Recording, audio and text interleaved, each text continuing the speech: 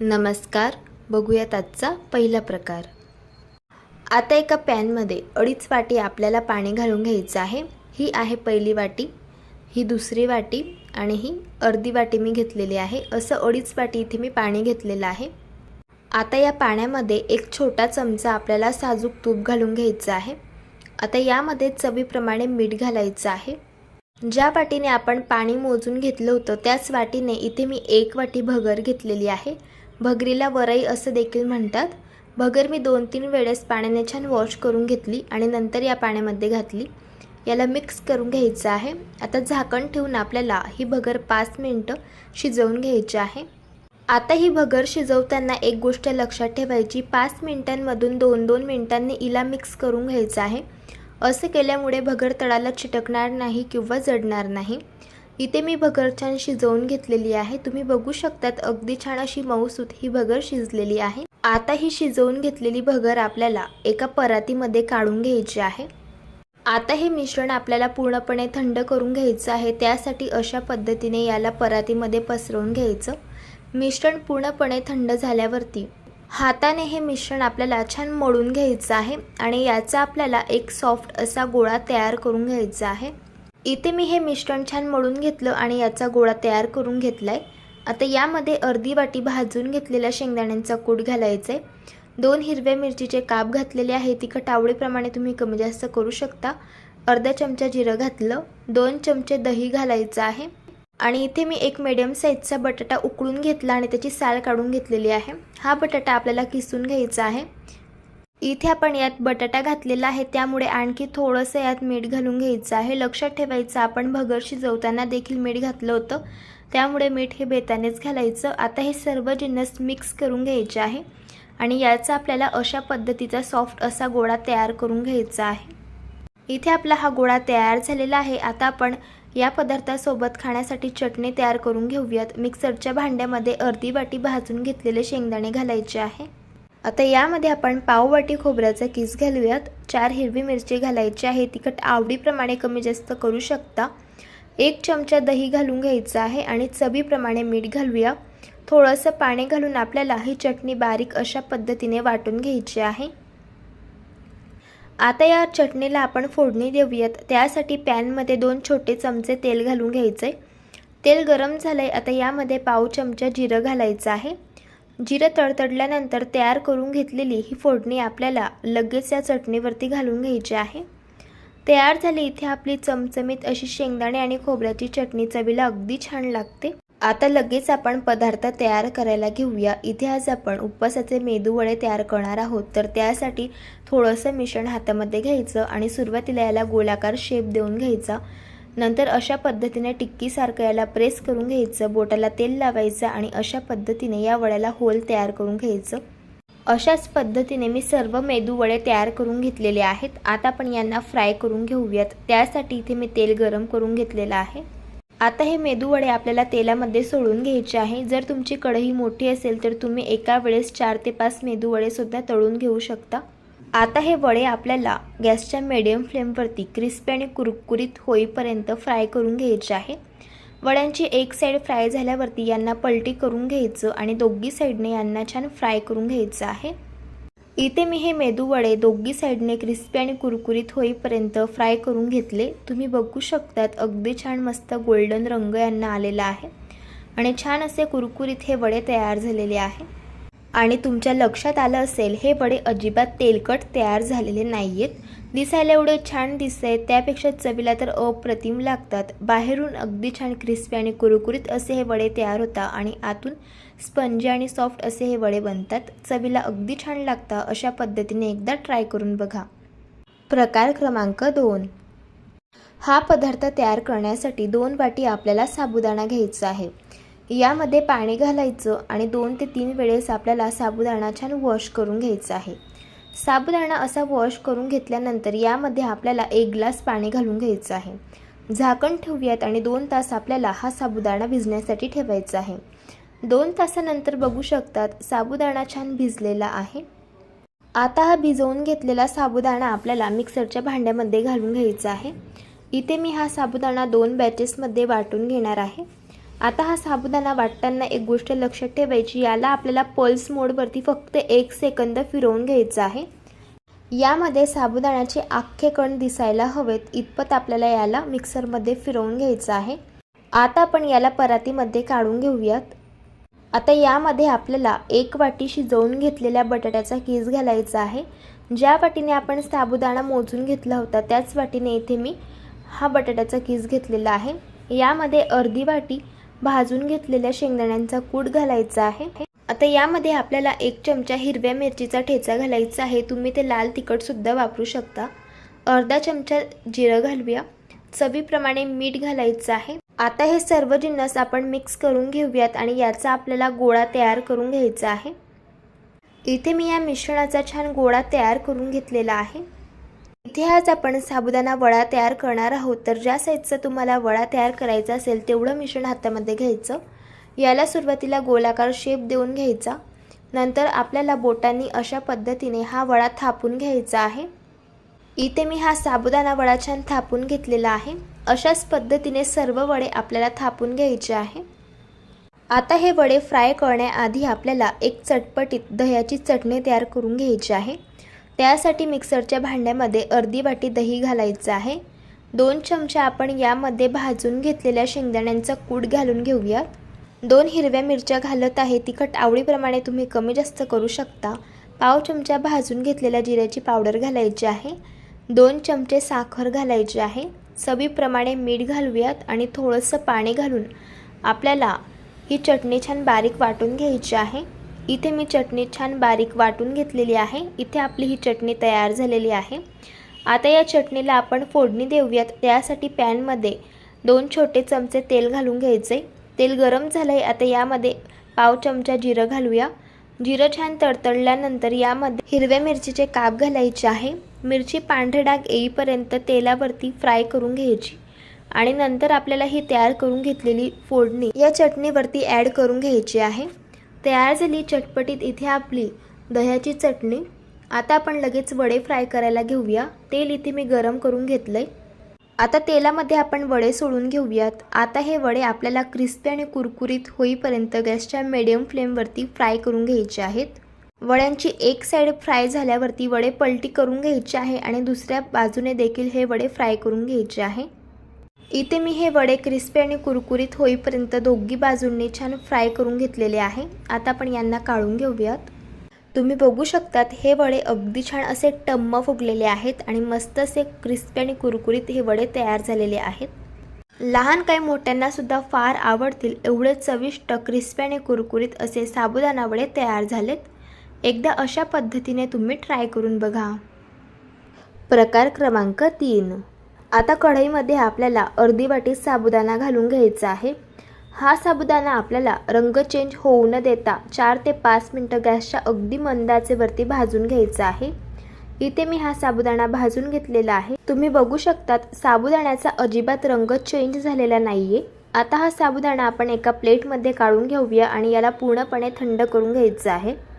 साबुदाणा पूर्ण थंड झाल्यानंतर आपल्याला मिक्सरच्या भांड्यामध्ये घालायचं आहे आणि याची आपल्याला बारीक अशा पद्धतीची पावडर तयार करून घ्यायची आहे. आता यामध्ये आपल्याला 1 वाटी कच्च्या बटाट्याचे काप घालून घ्यायचे आहे. आता यामध्ये आपण 4 हिरवी मिरची घालूया. तिखट आवडीप्रमाणे तुम्ही कमी जास्त करू शकता. पाण्याचा जराही वापर न करता अशा पद्धतीचं आपल्याला हे मिश्रण मिक्सरमधून बारीक करून घ्यायचं आहे. आता हे तयार करून घेतलेलं मिश्रण आपण एका बाउलमध्ये काढून घेऊया. यामध्ये आपल्याला 3 चमचे भाजून घेतलेल्या शेंगदाण्यांचा कूट घालून घ्यायचा आहे.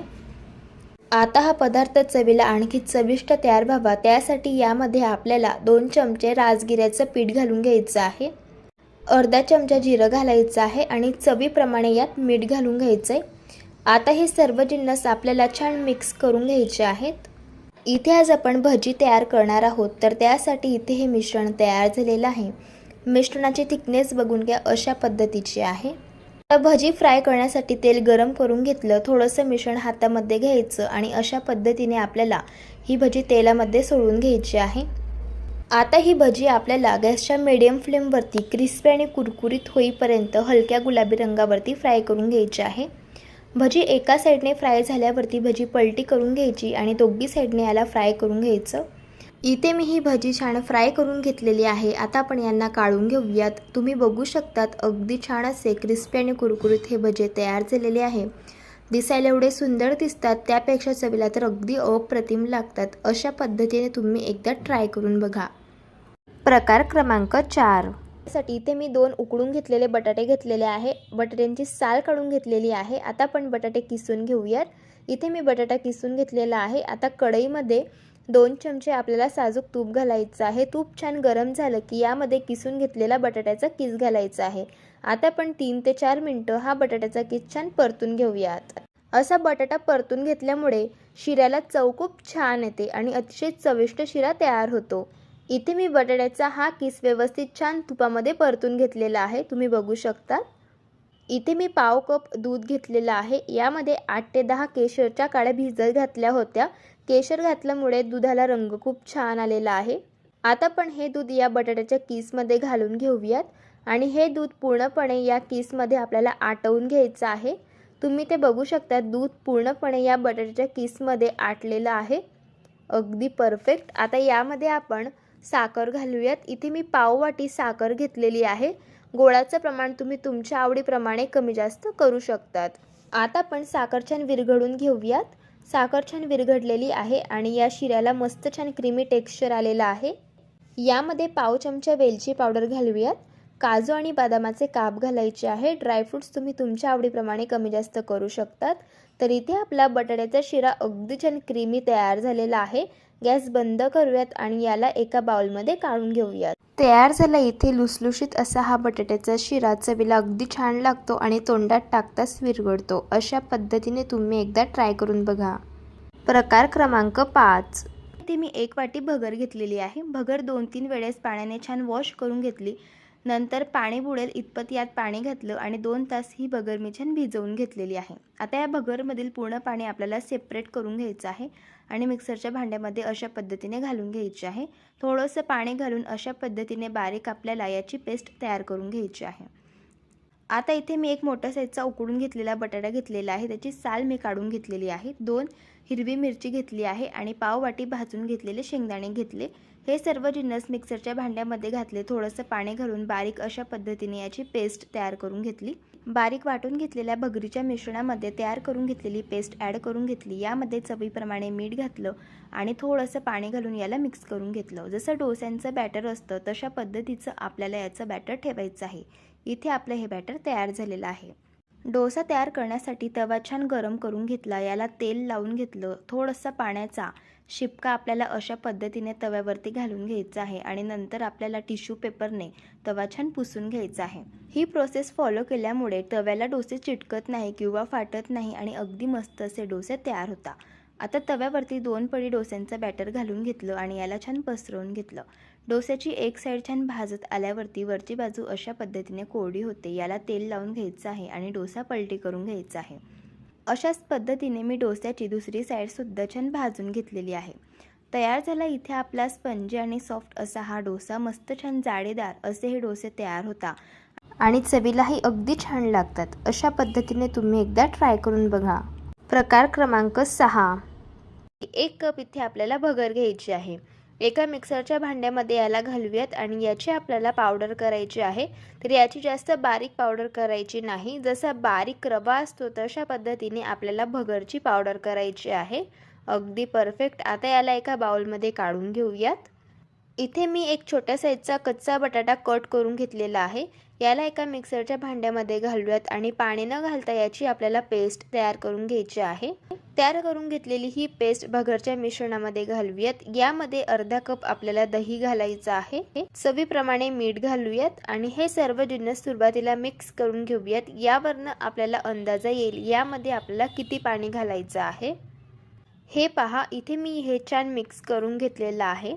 अगदी परफेक्ट. आता यामध्ये थोडंसं आपल्याला पाणी घालायचं आहे कारण हे बॅटर खूप घट्टसर आहे आणि छान याला पुन्हा आपण मिक्स करून घेऊयात. तर तुम्ही याची थिकनेस बघून घ्या. अशा पद्धतीची आपल्याला ठेवायची आहे. यामध्ये मी फक्त अर्धा कप पाणी एवढं वापरलेलं आहे. यावरती झाकण ठेवूयात आणि 20 मिनिटांसाठी रेस्ट करून घेऊयात बॅटर. 20 मिनिट झालेले आहे. पुन्हा आपण बॅटर छान फेटून घेऊयात. जर तुम्हाला इडलीचं हे बॅटर थोडं घट्ट वाटत असेल तर यामध्ये थोडं पाणी घालून तुम्ही याची थिकनेस ॲडजस्ट करून घेऊ शकतात. पण मला हे बॅटर अगदी परफेक्ट वाटत आहे. तुम्ही याची थिकनेस बघून घ्या, अशा पद्धतीची आहे. अगदी पाव चमचा यामध्ये आपण बेकिंग सोडा घालूयात आणि छान याला मिक्स करून घ्यायचं आहे. इथे आपलं इडलीचं बॅटर तयार झालेलं आहे. आता इथे मी इडली मोल्डला तेल लावून ग्रीस करून घेतलेलं आहे. यामध्ये आता आपण मिश्रण ॲड करून घेऊयात. अशाच प्रकारे सर्व इडली मोल्ड आपल्याला तयार करून घ्यायचे आहे. इथे मी ऑलरेडी पाणी गरम करून घेतलेलं होतं आणि त्यामध्ये आता आपण हे इडलीचे स्टँड घालूयात आणि झाकण ठेवून 15 मिनिटांसाठी आपल्याला हाय फ्लेमवरती इडली मस्त स्टीम करून घ्यायची आहे. इथे मी 15 मिनिटांसाठी इडली छान स्टीम करून घेतलेली आहे. टूथपिक अगदी क्लीन आली आहे, याचा अर्थ इडली मस्त स्टीम झालेली आहे. आता आपण सर्व इडलीचे मोल्ड काढून घेऊयात. इडली हलकी थंडी झाली की आपल्याला इडली डिमोल्ड करून घ्यायची आहे. तुम्ही पाहू शकतात अगदी छान जाळीदार इडली तयार झालेली आहे. अगदी मस्तच. ही इडली चवीला अप्रतिम लागते आणि अगदी स्पंजी आणि सॉफ्ट तयार होते. नक्की एकदा अशा पद्धतीने ट्राय करून बघा. प्रकार क्रमांक 7. साबुदाण्याचे आप्पे तयार करण्यासाठी इथे मी अर्धा कप भगर घेतलेली आहे आणि पाव वाटी इथे मी साबुदाणा घेतलेला आहे. तर सगळ्यात आधी आपण साबुदाणा बारीक करून घेऊयात, कारण साबुदाणा थोडासा जाड असतो, त्यामुळे अगदी व्यवस्थित तो बारीक होत नाही. त्यामुळे साबुदाणा अशा पद्धतीने सेपरेट आपल्याला बारीक करून घ्यायचा आहे. तर आता बारीक करून घेतलेला हा साबुदाणा एका बाउलमध्ये आपण काढून घेऊयात. इथे आपली साबुदाण्याची पावडर तयार झालेली आहे. आता आपण त्याच मिक्सरच्या भांड्यामध्ये भगर घालूयात आणि याला सुद्धा बारीक करून घेऊयात. हे पहा, इथे मी भगरचं सुद्धा पीठ तयार करून घेतलेलं आहे. आता हे पीठ आपण साबुदाण्याच्या पिठामध्ये मिक्स करून घेऊयात. हे पहा, अशा प्रकारे. यामध्ये आता आपण 3 चमचे भाजून घेतलेल्या शेंगदाण्यांचा कूट घालूयात. आता आपण यामध्ये पाव वाटी दही घालणार आहोत. इथे फ्रेश दही आपल्याला वापरायचं आहे, आंबट दही वापरायचं नाही. दही घातल्यामुळे आणि शेंगदाण्यांचा कूट घातल्यामुळे आप्यांना चव खूप छान येते. 1 चमचा मिरचीची पेस्ट घालायची आहे. तिखटचे प्रमाण आवडीप्रमाणे तुम्ही कमी जास्त करू शकतात. 1 चमचा जिरं घालूयात. आता थोडं पाणी घालून आपल्याला आप्यांचं बॅटर तयार करून घ्यायचं आहे. जर तुम्ही चॅनलवरती नवीन असाल आणि तुम्हाला रेसिपीज आवडत असेल तर रेसिपीला लाईक करा, चॅनलला सबस्क्राईब करा आणि शेजारील बेल आयकन प्रेस करायला विसरू नका. सबस्क्राईब केल्यामुळे आणि बेल आयकन प्रेस केल्यामुळे जो व्हिडिओ सगळ्यात आधी चॅनलवरती अपलोड होतो त्याचं नोटिफिकेशन हे तुम्हाला सगळ्यात आधी मिळते. इथे मी डोस्यांचं बॅटर छान तयार करून घेतलेलं आहे. तर हे बॅटर तयार करण्यासाठी इथे मला 1 कप पाणी हे लागलेलं आहे. तुम्ही बॅटरची थिकनेस बघून घ्या, अशा पद्धतीची ठेवायची आहे. आता यावरती आपण झाकण ठेवूयात आणि 20 मिनिटांसाठी आपल्याला आप्यांचं बॅटर रेस्ट करण्यासाठी ठेवायचं आहे. 20 मिनिट झालेले आहे आणि आप्यांचं बॅटर मस्तपैकी रेस्ट झालेलं आहे. तुम्ही बघू शकतात अशा प्रकारे.